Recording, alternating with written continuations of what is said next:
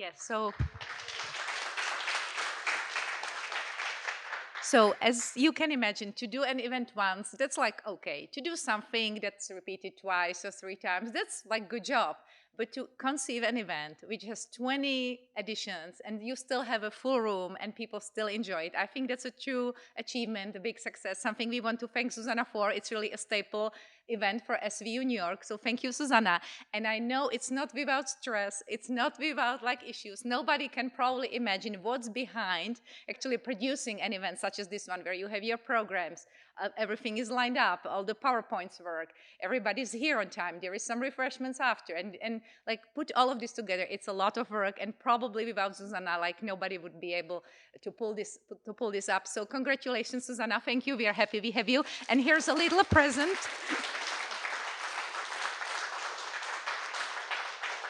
So, yeah, gotcha. So we heard about mushrooms, we heard about Ayurvedic herbs. So there's a little bit of that for focus. No, it's like, but inspired by Dino's talk, yeah. It's for focus, to relax, some mushroom-infused chocolates with lion's mane. And if it didn't work, there are some regular chocolates as well in the back. You know, this is very funny. Thank you.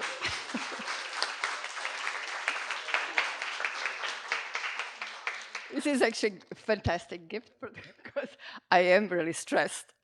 I was stressed, now I'm happy. Well, thank you very much, everybody, for coming, for being such a good audience. And we would like to begin a Q&A now with, if anybody has questions to any of the speakers, please speak into the microphone. I'll be on this side if anybody has questions here. Hi, my name is Petra. I have a question for Branyo. Where is he? Oh, hi, which is really just an excuse to hear more Fujara. But so I know that it's an overtone instrument, but I was wondering if you could tell us more.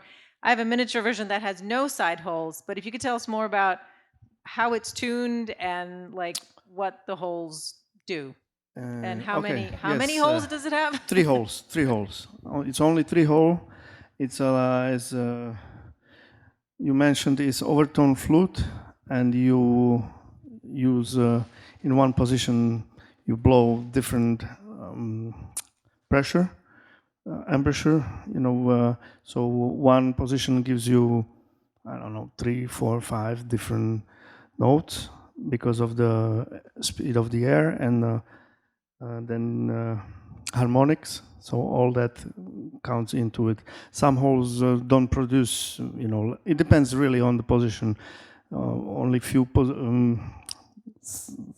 positions, or close, actually, it's the one which is the most, one with the most overtones. And it's, yeah, it's considered bass flute, and it's like Slovak national heritage flute, used in central Slovakia, mostly, around Zvolen region, Detva, and central Slovakia. I have a question for Vera. One of the things I haven't spoke about was that I do retreats, and the retreats include meditation and psilocybin ceremonies. And the last event included few speakers that were holding the consciousness, like rishis from India, and we were discussing AI. And it was very interesting because you have these enlightened souls that open up their pineal and they can see the humanity and they can see AI and how they perceive it. So they discuss the point of singularity when the AI will become conscious and self-aware. And I know that, you know, I've been following a little bit, and it was an amazing debate, but I would like to hear your take on it. So when do you believe, and if you believe, that the AI will become self-aware and conscious? Yeah, so this is really a question more for philosophers. In fact, my husband Dino spent more time researching consciousness and mindfulness and these things. And it's also, there is this called like word sentient. And I think the problem is that we can be tricked very easily into thinking that AI is conscious and sentient because of the way it responds, especially when it comes to language. So we will think it's sentient. Some people already believe so. You probably heard about this like Google engineer who just got, like, he was supposed to test AI for being responsible and unbiased, and he got persuaded it's sentient. It's like a, thinking conscious being, and there was this like whole, affair around it. So I think we already like believe it, and some people are already tricked into thinking that, and AI became their like best friend. But on the topic when it will truly happen, I don't think it will be anytime soon. From what I'm seeing, I'm not afraid. AI is a great tool. It can become a bad master, but I think this is far, far away. From what I'm seeing, even for language, because I studied as a linguist what your brain does when you speak, and the algorithms, like we modeled algorithms behind that. And the way AI speaks, on the surface, it looks like almost the same these days. But at the bottom, how it's done, it's completely different approach. So when it comes to cognitive aspect of language, it's created in a completely different way. So even there, it's like just mimicking it, but it's based on very different algorithms, let's say. So I'm not afraid of that. I don't think it will be anytime soon. But also, I'm not a professional. It's not something I deeply know about. But not, yeah. So more questions for other people?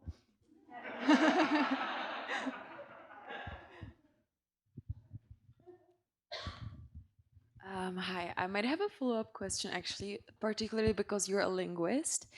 In regards to AI and this whole consciousness debate, do you think it might be that us as humans are unable to actually translate the more embodied experience of life? So basically the data granularity that we feed it is not good enough yet for it to become conscious, that it has the rationale through the language, but we're not able to transfer what it's actually like to feel, to sense through language for it to become conscious, if I'm making any sense. So it's almost like we have the wrong way of communicating with it. So it's deep down, like you're thinking something, you're not able to express it. I don't think so. But I think really this is topic for philosophers. I'm like really focused on the language. So I also don't feel like confident. You shouldn't take my opinion like as gold, but I don't think so. I had a question for Roman. Very simple question. Why the chair? What drew you originally to the chair? And why did it become such a, inspiration for your, I don't want to call it obsession, I don't know how you consider it. Is it something like you wanted to create different variations, or was it like, were you drawn to perfection? What is it about the chair? Yeah, so people that know me a little bit, a few guys here, they know I talk a lot about the chairs. So, and it's not even the other furnishings. So architecture schooling worldwide, they focus on a Vitruvius golden mean formula. It's pretty simple, actually. They focus on some things. Your trigonometries, the philosophies of architecture are kind of based on a order of the golden mean ratio. The Flower of Life. Now, this is written, there's this book called The Secret of the Flower of Life, Volume 1 and 2, and it was written by a astrophysicist that took 24 years to write this book. And in order to kind of read this methodology, it lit off a light inside my beingness, where I was like, no way that this is possible, that everything's connected to a point. And I mapped the point visually, intellectually, whether it's like you can talk about AI or, I mean, it's that powerful too. And so there is a source, but there is no end. And so, yeah, it was like black magic. It was like almost like some crazy science, some deep Templar Egyptian science that you tapped into, where I didn't understand these chairs, but they came to me. And it happened in ways where I would start at 5 p.m. and thinking I'm just gonna like kind of play with it. I have a couple ideas. Next thing you know, it's like 8 o'clock in the morning without me even knowing it. Right? So it was a very special, but almost even like intimidating and scary moment in my life creating these chairs, because they were coming from some kind of a source that you can't explain.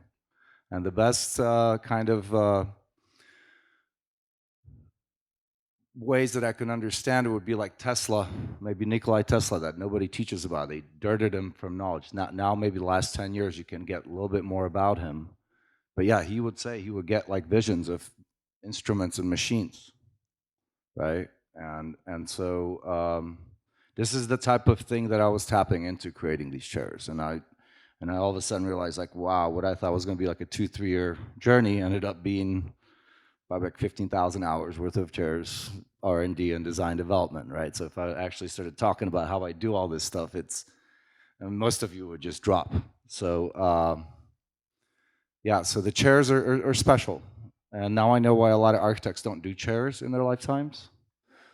They actually do them in the retirement, because it is kind of like a nice foreclosure to life, because it's very intimate and very special process, because it's a reflection of you too.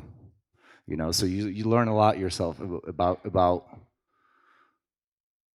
the steps of life, and also like, and then you intertwine it with architecture, because I still consider myself an architect, but here I am doing furniture design. So it's kind of like a very interesting kind of happy accident find and a journey in life. So that's like kind of my chair. Yeah, and it's still, I mean, it's just Okay. keeps going. Thank you. So we get 2 more questions. Sorry to cut you there. You can definitely ask Roman more about chairs and credentials during the during the networking part. We have more questions here. One question, quick question to And Roman. quick. Roman, Oh, how comfortable are those chairs? Oh, Yeah, because the open space in the middle seems like it's gonna cut me in my tush.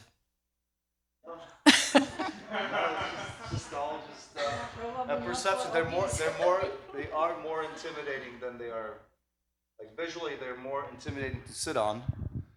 And you know, when I did trade shows, the Architectural Digest, ICFF, like, you know, you would have 45,000 people coming to these shows, and they would see these chairs, and they're like, oh my.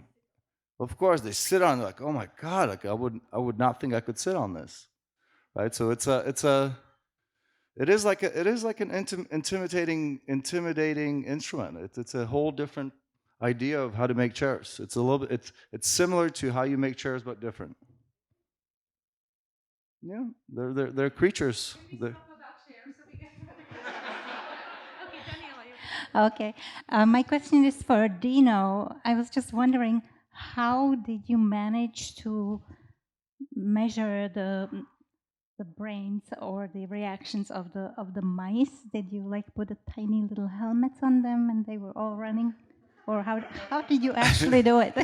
Yeah, so with mice behavioral actuator, we can actually put electrodes inside the brain. So we drill tiny little holes in their skulls and insert the electrode deep in the brain. Oh, like Neuralink? Yeah, and you know, we can put it into multiple different regions, and so get really close to the neurons that, you know, generate the fields that we are recording. And in humans, we cannot do it, so we put electrodes on the you know, surface of the head, on the scalp, and get somewhat similar you know, signals, hence the translation, right? Okay. I was just wondering that Neuralink does already do that, so I was That's right, thinking yeah. if you're using the same technology or... Somewhat different. What we are using is something more for like research. What we are using is more for, you know, suitable for like people recording Because for it's like bigger too. Yeah, wide areas of neocortex. Yes. Okay, cool. Thank you. No problem. Okay, more questions. Oh, there is one from Victor. And it's another question about chairs. Just kidding. It's actually a question for Branyo, because you know, for acupuncture, we do a lot of medical research too, and we had a lovely research for depression, and we compared Xanax, Paxil, and this like 2 acupuncture points, and we went into 72% of, you know, let's say that the patient was not qualified for depression anymore. But 94%, I was shocked. So Branyo, oh my gosh, no. Dino, I'm sorry. Dino, 94%. This is huge. When is this going to be available? How much long do you have for tests and studying? Because we all need it. Unfortunately, like I would love to like answer a question, but I really can't because it's not in our hands anymore. But you know, if everything goes well, it can be probably as little as I would say 5 years. Yeah, so that's super exciting. You know, absolutely. Yes. Yeah. Until then, we need acupuncture and drugs. That's all we have. Any other questions? I have one for Lenka, but so my question for you is: so you have now so many of these books. Do you have like a favorite character which sort of appears in all of them, or is it always completely different setting? So if you could speak a little bit about that.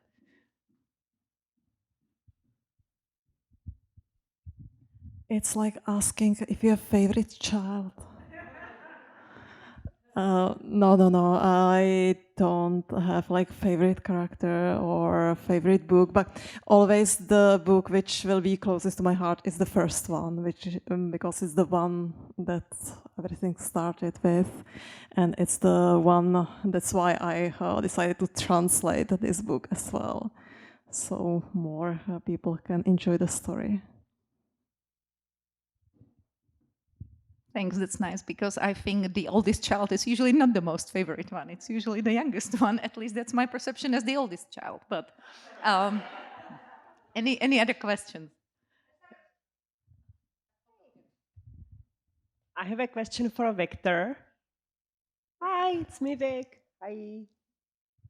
Hi. So, you know, I've known you for a couple of years and I follow your posts. And one of your latest posts was about fascia. And suddenly everywhere you see everybody's talking about fascia. So why do you think that just in the last maybe 6 months, people start to think about it again, even though it's been with us since ever? I'm gonna stand and up how for- do you, like, you know, what is the best recipe to get it moving and keep it healthy? Well, everybody stand up. Let's move our fascia. Can you tell us what it is for those who are not knowledgeable? Okay. So all of you are sitting on your butts right now. So the biggest muscle one of the biggest muscles in the body, gluteus, is not allowing enough blood flow, right? That blocks off a part of a meridian that we call gallbladder meridian that goes from your second toe through the glutes all the way up to the head. So if you will be sitting too much, you may create a headache, right? So fascia is the tissue. Everybody heard about collagen? Who heard about collagen, right? So it's collagenous fibers in the body that are consisting of crystals. How many people heard about crystals? Hydroxyapatite crystals consist or create a collagen fiber. And if you put a lot of collagen fibers, and some of them are very long, the longest extracted fiber goes in our human body from the little pinky toe to the heel, to the back of the knee, through the glutes, all the way up through the neck to the head, and it drops between our eyebrows. In acupuncture, we call this a urinary bladder meridian. And there's a lovely book called Anatomy Trains that is the Bible for all the physical therapists and chiropractors. And they know if they open up and hydrate with movement and with food, this fascia, these fibers, we basically remain without pain. So we have to eat right, hydrate, do yoga, and then we will remain healthy. But your question was, why now? I believe that right now people basically woke up to the limitation of Western drugs and treatment plans, and now they're looking east.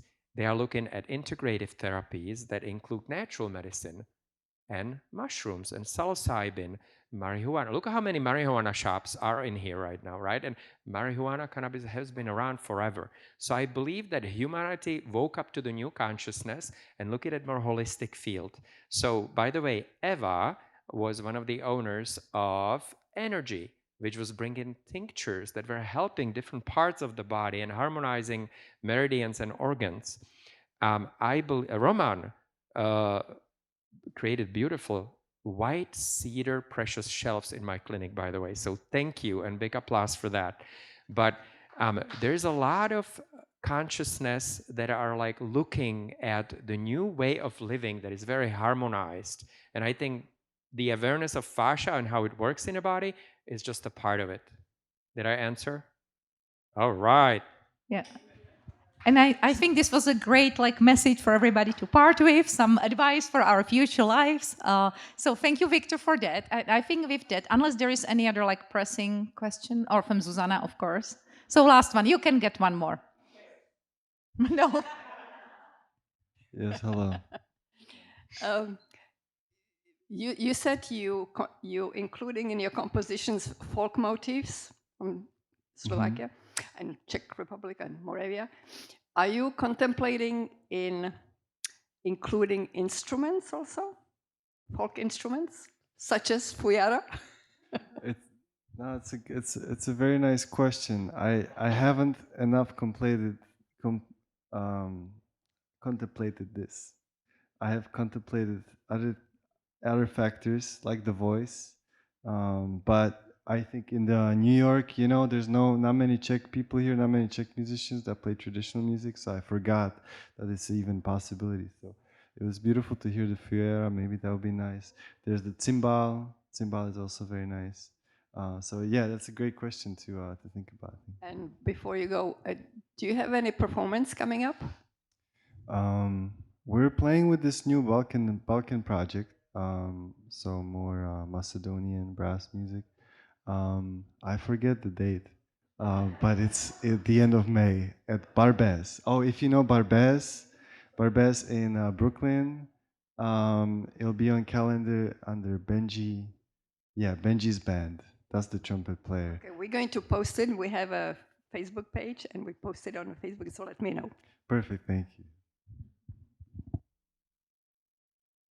Okay, so I think we can conclude. And yeah, it seems like some seeds for future collaboration. And also, this is the purpose for you to meet together, to know what other talented Czechs and Slovaks are doing, to exchange contacts. So please do more of that now.